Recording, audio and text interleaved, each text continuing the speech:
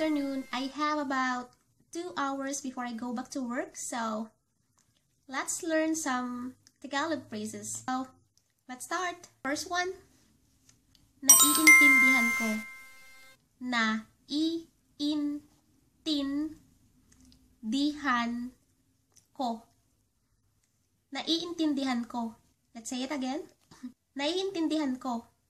Second one, hindi kita iiwan.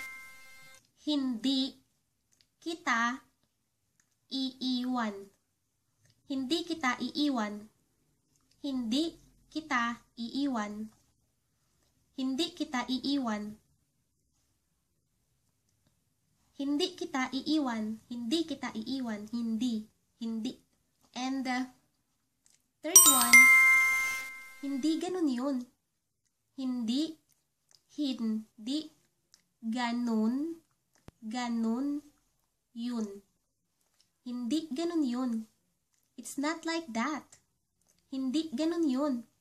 Some pronounce the word hindi. Some pronounce the word hindi. Hindi. Hindi ganun yun. Hindi ganun yun. Or, hindi ganun yun. Hindi. Hindi. Hindi. Hindi. And we have, suko na ako. Suko na ako. Suko na ko. Or suko na ako. Suko na ako. Suko na ako. Hindi ko kaya. Hindi ko kaya. Hindi ko kaya. Hindi ko kaya. Hindi ko kaya.